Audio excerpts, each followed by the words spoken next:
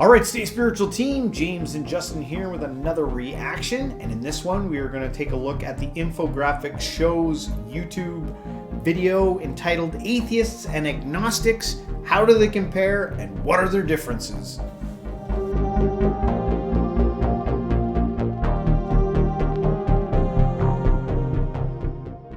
Some of us believe in gods, some in reincarnation, and some are unsure, or believe it's the end of the road once we find ourselves 6 feet under. No one really knows for sure, but the quest to understand the truth and whether there is life after death has been a goal of humanity far before the first history books were written. How are some of our belief and non-belief systems alike? That's what we'll be attempting to find out in today's episode of the Infographics Show, Atheist vs. Agnostic. How do they compare, and what's the difference? Atheism is, in a broad sense, the unbelief in God, or the belief that there is no God. Many atheists argue that it's a label that shouldn't really exist at all, as we don't create names for other non-belief systems. For example, there's no word to describe someone who doesn't believe in astrology. If there were, we would probably call them non-astrologers. But in recent years, the atheist movement has become a lot larger, with many outspoken famous atheists, such as scientist and author Richard Dawkins or comedian Ricky Gervais. The two Right. A common thing that's said is, have you ever heard this one where they go, it takes more faith to not believe in God than it does to believe in God.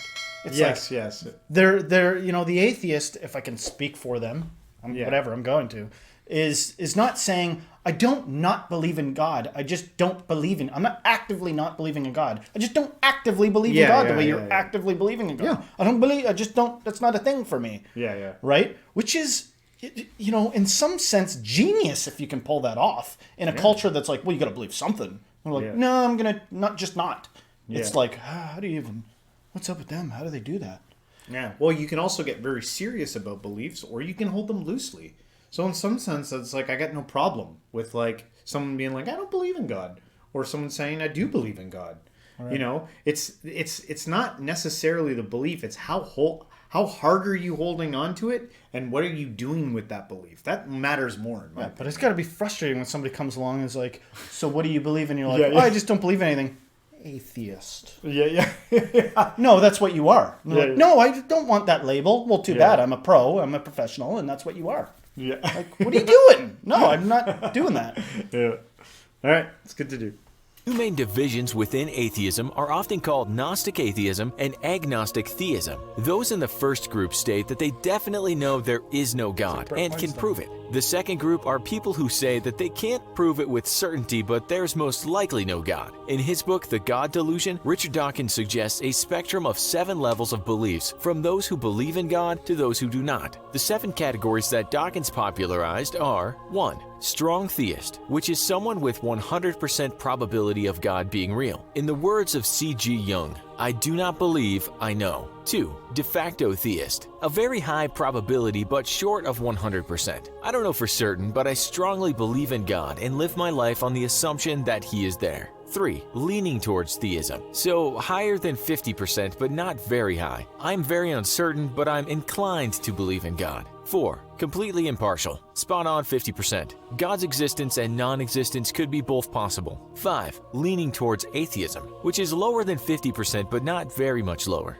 I do not know whether God exists, but I'm inclined to be skeptical. 6. De facto atheist, a very low probability but short of 0. I do not know for certain, but I think God is very improbable, and I live my life on the assumption that He's not there. 7. Strong atheist, which is a person who would state, I know there is no God, with the same conviction as Jung knows there is one. It's commonly believed that an atheist would not waver from their belief and hold an extremist view, but actually many atheists do encourage open dialogue and debate between different viewpoints. So what about someone who is agnostic? The word agnostic is derived from the Greek word gnosis, which means to know, and the A, which is used to state the opposite. So literally translated, the word means not knowing. Thomas Henry Huxley, an English biologist who lived in the 1800s, first introduced the word in 1876 during a meeting of Britain's Metaphysical Society. Huxley's definition was as follows: Agnosticism is the essence of science. Whether ancient or modern, it simply means a man shall not say he knows or believes that which he has no scientific grounds for professing to know or believe. The word agnostic describes a person who neither believes nor disbelieves in the existence of God. They follow the belief that one can never know the world beyond sense and experience. In other words, the real world that we live in day to day. People who are agnostic are often criticized for not being willing to make a choice one way or the other. But here's a question. On that scale, there was like the top end of the scale and the low end, the theist and the atheist, and both claim to know. Both on the highest ends, they claim to know. Yeah. Is it possible that both are wrong? Is it possible that that both could be right? Is it possible that it's something in between? I love it. I love that as an answer, because I was just about to say something angry, about the increasingly clownish and cartoonish way people scramble to, like when they were going through the labels, like, and this type of person believes this much exactly, and this person believes this much exactly. You could reduce it to a numerical value and like put plot points all between. And it's getting just ridiculous not to finally embrace that some things are both. Yeah. Some things are just freaking both. Yeah. And if while we're at it, since some things are both, probably everything is both. Yeah. And I don't know what you do with that. Maybe what about the person who doesn't know? Maybe the person who doesn't know is more right than the two people that say that they do know. Depending on the situation. Yeah. Depending on the friggin' situation. And then here's a whole nother side caveat that they're talking about God. God can be defined in many ways, man. Many ways. So before you even start getting in, what are we talking about when we're talking about God? Yeah. Well, then you run the risk of being all Jordan Peterson-ian. Well, define what? Define. What the heck, man? Just come on. Yeah. Let's stop deconstructing to oblivion. That's a very valid question about what we're talking about when we're talking about God. It is. I'm not worthy to unlace that man's shoelaces, but let's let this continue. This may be more misunderstood criticism, as really many agnostics take a firm stand on the view that we do not yet have sufficient knowledge and understanding beyond the physical realm, and therefore cannot make any definite assumptions about the existence of God. That's a little on what it means to be atheist versus agnostic. Now let's do a head-to-head comparison on the key differences. 1. An atheist does not believe in any God, whereas someone who is agnostic does not claim to know whether any God does or doesn't exist. 2. An atheist would often state that the lack of proof for God is enough proof that God does not exist, versus an agnostic who does not determine the existence or non-existence of God through proof, instead only states that we cannot know and therefore God can or cannot exist. 3. The two can be classified differently. Atheism is a lack of belief, agnosticism is a theory of knowledge that supports different belief systems. 4. The approach to each one also differs, where being an atheist is based on what a person does or doesn't believe, but being agnostic cares about what is possible to prove as a living person.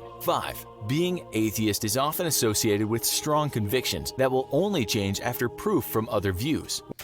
I'm starting to only see everything as just wills against wills. My will against your will. And you look in this philosophical culture that has emerged now, where everybody gets together and philosophizes and debates and stuff like that. And we watch podcasts about it and everything. It's your will against mine. This is how seriously often are you in a group at a get together where you hear somebody announce, "You've changed my mind. My mind has changed." Because of the things you've said here today. Like when? Yeah. If nobody does that, what are we doing? Yeah. What the hell are we doing if nobody does? If that's never the result? Maybe that's maybe why we're moving into a world of more like podcast philosophizing, talking, because usually what happens is people go back and then they think about and they reflect on what was said, and they wouldn't admit it where they were at the time. When they go back, they're like, I think I've changed my mind, or I think There's a great... Do you ever change your mind? Like I do. What a weird, place to be. Like I can remember I've been in both worlds before. I've been in the world of absolute assuredness before, and then been destroyed by I don't know. Yes. Oh my God, yeah. And I think that me too. And I think there are people that would be like, I would never admit if my opinions have changed. I would never. I'm going down with the ship.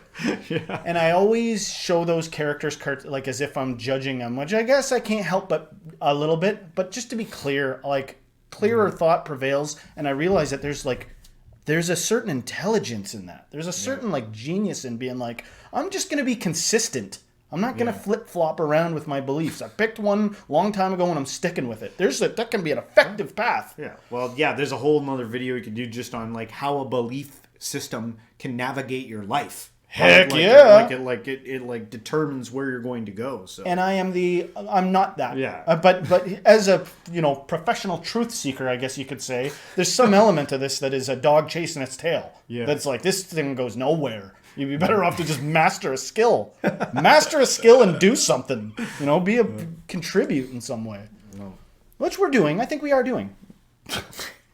Whereas being agnostic is more about looking at all possibilities and what cannot be known. 6. Atheism claims that we as people are here now without a greater purpose, and after death, there is nothing. Agnosticism follows the same view as with the existence of God, but that it might be possible for life after death, though it's just as unlikely. 7. Because of these opposing views, atheists will often criticize agnostics for not taking a firm stand. Likewise, an agnostic might criticize an atheist for being too extreme in their view. 8. It must be said that an agnostic can be an atheist, but an atheist cannot be an agnostic, since being atheist by definition means denying the possibility that a God can exist. But being agnostic, no God is a possibility, but we may also simply not know what's beyond our physical world. One of the other big differences between atheists and agnostics is we don't tend to recognize people for being agnostic, but we definitely do for being atheist. We took a look at a few of the most famous atheists and what they believed. We found many of the outspoken atheists are actors. Here's what a few had to say. Daniel Radcliffe, who's best known for playing in the Harry Potter films, said though he doesn't preach atheism, he is a militant atheist when religion starts impacting legislation. Morgan Freeman said that it all comes down to a matter of believing, especially if people who believe in God don't think the world is more than 6,000 years old. And Brad Pitt was quoted by MSN as saying, "I'm 20% atheist and 80% agnostic." Another famous person where there seems to be some debate in whether he was a believer or not is Albert Einstein. Best known for being a pioneer in physics, he was born into a secular Jewish family. As an adult, he seemed to reject the idea of God, but then he also contradicted himself on a number of occasions. Here are two of Einstein's quotes. "I want to know how God created this world. I'm not interested in this or that phenomenon in the spectrum of this and that element. I want to know his thoughts. The rest are details." But then he also said, "I do not believe in immortality of the individual, and I consider ethics to be an exclusively human concern with no superhuman authority behind it." Atheist, agnostic, or a man of faith? We'll let you be the judge. Being atheist or being agnostic seem to be closely related, but are so often misunderstood as the same. But in fact, they have clear differences, as we've seen. To understand the differences completely, it may sometimes be easier to speak directly to the individual to explore their views on God and the afterlife. Do you think we can ever prove the existence of a God? Let us know by commenting below. Also, be sure to check out our other video, What Happens When You Die? We hope you've enjoyed this episode of the Infographics Show. Please remember to like, share, and subscribe. Good video, well put together. Go and check them out, their channel. Yeah. Leave a link to them. Yeah, it's something worth reflecting on. There's a lot of good points in there. I kind of want to read that Richard Dawkins book now. Well, when I saw that, to me, the symbol that comes to mind is the yin yang symbol of a little bit of everything in everything type thing. I don't know why, but that's what comes to mind. Yeah, is because some people are talking about I'm 80% this and I'm a little bit that and we're so different. Sometimes I feel like I've been toying with this idea that everyone is experiencing their own unique reality. Their truth is what their experience is a totally different reality than everyone else. And so, well, in my reality, the way it plays out is there's literally a cost and reward to every single thing. Yeah. From how you hold yourself to how you breathe to the bigger decisions you make. There's a big weighing of everything. Yeah. And I don't just mean pick the thing that's going to torment you to master so that, pick the thing that you like best. I don't mean that's too easy. Yeah. It's too easy that, you got to pick your poison. That's actually too easy. What it's more like is you will get some kind of balanced measure of everything and split down the middle. Everything equals balance in the end. Yeah. Almost to the person that's got some serious struggles in front of them, battles and things they have to overcome. I may be wrongly, but some part of me assumes or thinks that it's a possibility that they have like their body develops a more robust homeostatic system, so that they literally like to have more feel-good feelings. You know, like I have had chronic pain since I was born, but it like, you know, some gland in my brain has actually made me have, you know, it's wild. More of something, it's like because what they say, like when you like you go to like third world countries, it's like why are all the kids happier than the kids that live in the West? That's what I'm trying to say. I just don't want to be insensitive, because I know that there's people that are like crying out for help, never get help, and then that's a huge shame. I'm not saying that, but I am saying that some people drop their ice cream cone and become undone, and other people walk out of a burning building and are like, whoo, you know, I'm scarred for life, but time to crack on. You know, like we all have different frailties and stuff like that. But what I've seen in my own experience is there's this ridiculous balance to things. It's like, don't be too prideful, you'll be humbled. Oh, that's too humbled. You know, you need to be a little more prideful than that. Don't be too enjoy yourself too much because there's something negative around the corner. Oh, you're mired in negativity. Light comes in. It's kind of frustrating to a degree, because you feel sort of yo-yoed. Yeah. I don't know. For some reason, the quote, "You don't know what you don't know until you know that you don't know," came to mind. Yes, that's good. But I'll end it, or we'll end it on that note. And if you liked our reaction, don't forget to hit the like, subscribe, share this with a friend, and everyone until next time, stay spiritual.